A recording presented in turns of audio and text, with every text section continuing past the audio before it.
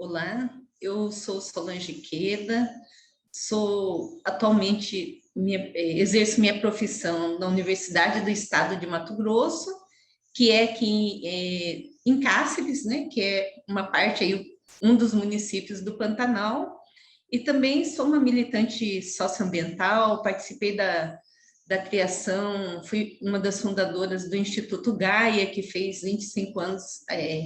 este ano, né, e está localizado aqui no município de Cáceres, que é uma cidade à margem do Rio Paraguai. Então, falando sobre o Pantanal, né, reforçando a importância do Pantanal como uma das maiores áreas úmidas do mundo, ela está inserida, né, na bacia do Rio Paraguai, e por sua localização e por ser uma área úmida, né, ela tem na sua parte alta, né, os planaltos, que é o lugar onde nascem as águas que vão para o Pantanal. O Planalto, que é a parte alta também, é o lugar que chove mais, né? Então, nós costumamos dizer assim, né, que o Pantanal é uma área úmida que depende das águas, né, que vêm da parte alta da bacia do Paraguai. Então, é muito importante compreender essa imensa área úmida dependente de uma água que venha com qualidade, né, da parte alta da bacia. E aí, o Pantanal chamou muita atenção, principalmente, né, no ano de 2020, pela situação dos incêndios que nós enfrentamos aqui e que foi difundido, divulgado para o Brasil inteiro e para o mundo inteiro.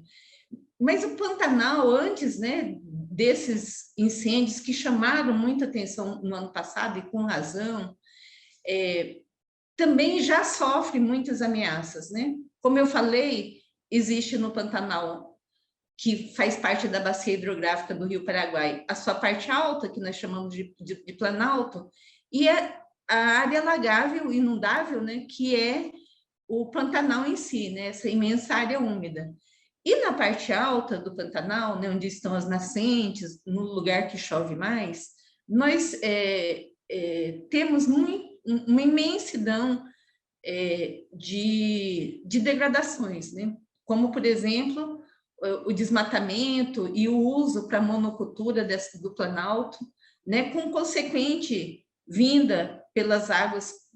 da parte alta para a planície, de assoreamento, né? Então, muitos sedimentos que vêm a partir do assoreamento de um mau uso, né, do solo na parte alta, também agrotóxicos e outros insumos que vêm escorrendo, trazendo junto com as águas, né, para essa planície de inundação. E aí,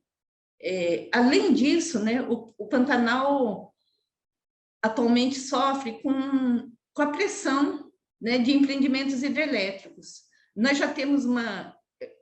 grande quantidade de empreendimentos que são usinas hidrelétricas e pequenas centrais hidrelétricas já instaladas, né, em vários rios que formam o Rio Paraguai, que formam o Pantanal, como no Rio Jauru, que hoje já tem 5 PCHs e uma hidrelétrica, e atualmente nós temos mais de 40 empreendimentos instalados e mais de 140 empreendimentos planejados para instalação nesses rios que vão formar o Pantanal. E nós sabemos, né, que esses empreendimentos eles têm já causado fragmentação dos rios, mudanças, né, no ciclo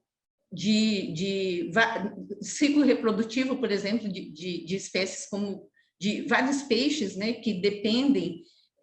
das águas que vêm do Planalto e dos rios do Planalto e da parte alta desses rios para sua reprodução, mas também mudanças na qualidade da água. E, além disso, né, o Pantanal atualmente sofre mais uma ameaça, que é a instalação de uma hidrovia no Rio Paraguai-Paraná, nessa parte alta, eu falo aqui de Cáceres, E é uma região muito bem caracterizada por ter no Rio Paraguai muitas curvas, meandros, né, e uma baixa declividade. Existe uma proposta atualmente de instalação de 3 portos nessa cidade de Cáceres, que até hoje não foi implementado para a criação dessa hidrovia, por muitos questionamentos, tanto da parte da academia quanto da parte da sociedade civil, em relação à ampliação da degradação do rio, com a perda, por exemplo, de água, quando, nesse momento, né, nós já estamos com problemas. Por exemplo, esse ano nós enfrentamos aí o Rio Paraguai com a sua uma das menores cotas de muitos anos. E pela primeira vez, mais recentemente, um grande debate também sobre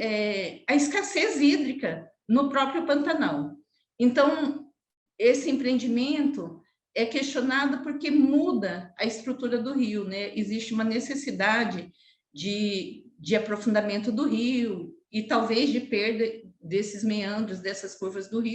rios, para que aconteça uma navegação, né, com grandes chatas, com uma ampliação da navegação aqui na região. Então, quando fui convidada aí, né, pelo Instituto Ethos para falar sobre as ameaças que o Pantanal sofre, né, qual que são as possibilidades para a sua conservação, eu pensei nisso tudo, né, que se no ano de 2020 nós chamamos muita atenção, né, chamamos no sentido de que o Pantanal chamou muita atenção pelos grandes incêndios que aconteceram aqui, eles também são reflexo das ameaças, né, e são um pouco de consequência de tudo que o Pantanal já vem sofrendo. Por exemplo, né, quando eu falei que existe um grande assoreamento, nós, então, perdemos, nos últimos anos também, áreas que geralmente eram massas de água, de área úmida, mesmo em período, considerando período de cheia e período de seca, mas locais que eram de área úmida. E essas áreas foram perdidas, porque nós perdemos água, principalmente as margens do Rio Paraguai, né, nessa área úmida do Rio Paraguai. E outros rios também, próximo a outros rios aqui de todo o Pantanal. E essas áreas úmidas que foram perdidas, elas se tornaram matéria orgânica que se incendiaram facilmente. E isso tudo, né, está relacionado aos problemas que nós já estamos enfrentando, que é exatamente o assoreamento, mudanças, né, na pluviosidade relacionada a mudanças climáticas também, e aí o Pantanal tem uma relação direta de conectividade, né, de interconectividade com outros biomas, como, por exemplo, a Amazônia,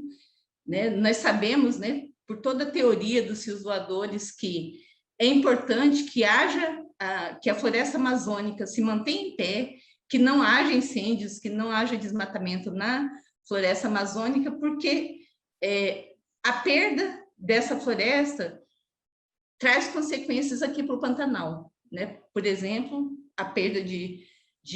desses rios voadores, a perda dessa quantidade de chuvas que viria aqui para a parte do Planalto, do Pantanal, e que traria mais águas, então, para esse bioma, e a gente teria um ciclo mais natural. Então, falar sobre as ameaças do Pantanal tem uma relação direta, né, com ameaças de outros biomas,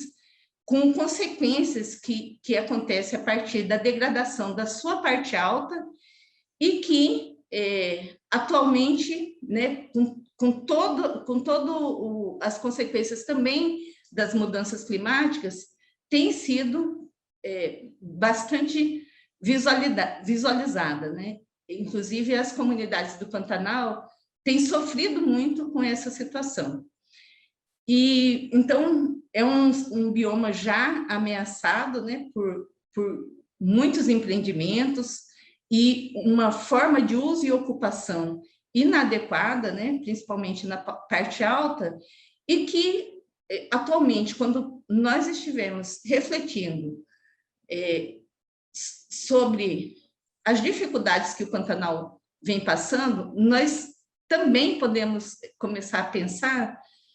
que nós precisamos, né, tomar uma atitude para mudar essa situação. Então, nesse momento, enquanto pesquisadora, enquanto cidadã que está nesse bioma, eu tenho feito, né, trabalhos que vêm da minha parte acadêmica, mas da minha vivência também, só nesse município de Cáceres há mais de 30 anos, que é dialogar, né, fazer um diálogo e um processo, estudo sobre restauração, mas principalmente com quem está no território. Então, a gente faz um esforço muito grande, né, dialogando, já fizemos trabalhos de restauração com comunidades de assentamentos rurais, com comunidades tradicionais, sobre a importância de reverter essa situação de degradação, principalmente chamando todo mundo para o debate, né? Então, em 2012, a comunidade nos chamou e já mostrou aqui, abaixo de Cáceres, é uma comunidade chamada Assentamento Laranjeira, que é no entorno ali da Estação Ecológica de Itaiamã, nos convocou, chamando a atenção que as nascentes daquela região tinha secado, e que eles viam, né, tanto a comunidade que já estava sem água, né, para seu uso mesmo, para beber, para o saneamento, mas também percebiam esse reflexo no Pantanal. E nós fizemos toda uma mobilização para esse trabalho de restauração de uma microbacia, né, no entorno da Estação Ecológica de Itaiamã, mas também, por outro lado, chamamos a atenção e participamos do Pacto pela Restauração das Nascentes do Pantanal aqui na nossa região. E eu gosto muito de falar, né, que esse processo de tentar reverter a situação junto com a comunidade, ele tem sido muito prazeroso no seguinte sentido: muita gente de todos os grupos sociais, sejam estudantes, né, desde crianças, jovens, professores, mas também políticos da região, ou agricultores, né, pequenos agricultores, quando são chamados, né, para esse processo, nós produzimos mudas, né, espécies nativas do Pantanal, e convidamos todos para fazer plantios conjuntamente. E nesse momento, eu sempre chamo a atenção que a gente tira muitas fotos no momento que está plantando. E eu sempre fui chamada a atenção pelo olhar e pelo sorriso das pessoas quando elas estão plantando, não importa o grupo social. Nesse olhar, eu sinto muita esperança, né? Eu gosto muito de perceber e de dizer também que essa esperança é mesmo esperança no sentido do que Paulo Freire diz mesmo, né? É uma esperança no sentido de esperançar, de que tem pessoas, grupos sociais, que se unem e elas acreditam na mudança, só que elas vêm e somam juntos para essa mudança.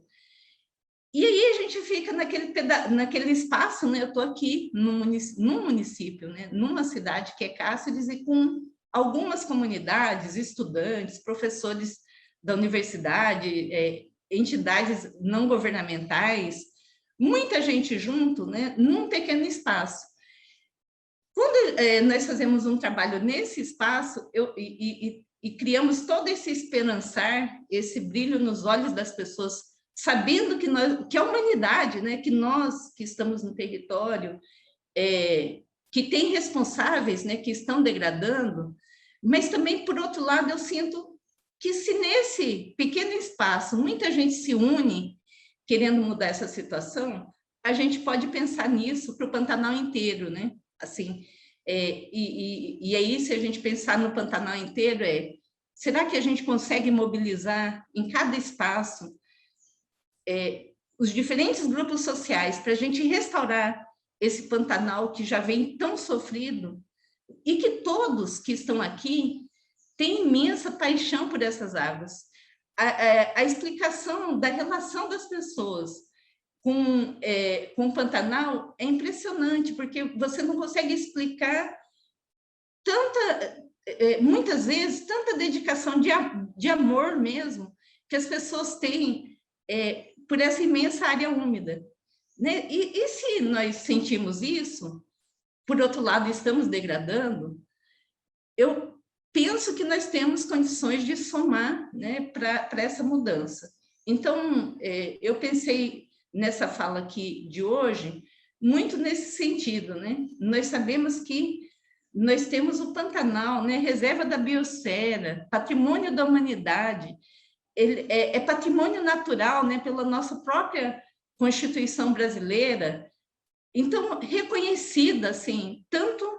no Brasil como no mundo inteiro, e com as pessoas do território, com essa imensa paixão e amor por essas áreas úmidas, e quando nós unimos e chamamos para que haja a restauração, a reversão da destruição do Pantanal, todos os grupos sociais se somam, então eu penso que a gente tem a possibilidade de tentar reverter a degradação, né? Porque quem se envolve na recuperação, na restauração, provavelmente, né, é um braço a mais, é uma mão a mais para que a gente não deixe de degradar. Então, nesse sentido aí, eu faço esse chamado para que compreendamos, né, tudo isso que nós estamos passando, mas que nos somemos para a reversão dessa degradação. E, por último, né, agora nós acabamos de aprovar um projeto do Funbil, né, que é ligado ao programa GEF terrestre, que é exatamente para trabalhar na Estação Ecológica de Itaiamã,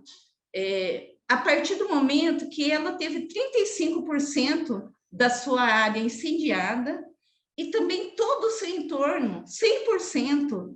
eu acho que 75%, né? Porque a margem esquerda dessa estação ecológica foi totalmente incendiada. E nós aprovamos um projeto que chama a comunidade para debater, né? Então, em audiências públicas, nós vamos chamar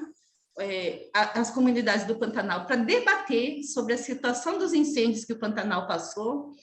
para dialogar um plano de recuperação daquela unidade de conservação de forma participativa,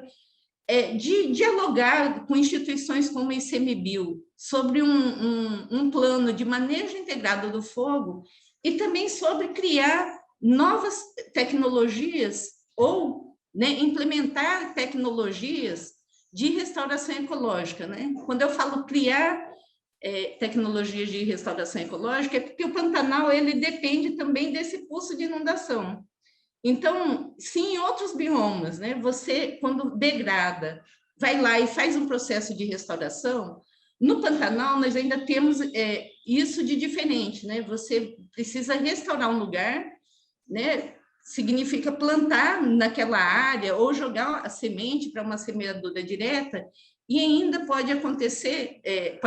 não, em seguida, nós vamos ter o pulso de inundação, então vamos ter um momento de cheia, né? E depois um momento de vazante e depois de seca. E nós temos que criar, né, novas tecnologias, porque nós estamos aprendendo a restaurar uma área úmida ainda. Então, nesse projeto, nós colocamos que nós vamos trabalhar a restauração ecológica nessa estação ecológica de Itaiamã, que é no meio do Pantanal, no meio da área úmida, mas nós também vamos fazer trabalho de fragmentos recuperados, tanto à margem do Rio Paraguai, quanto nas nascentes, porque nós queremos chamar a atenção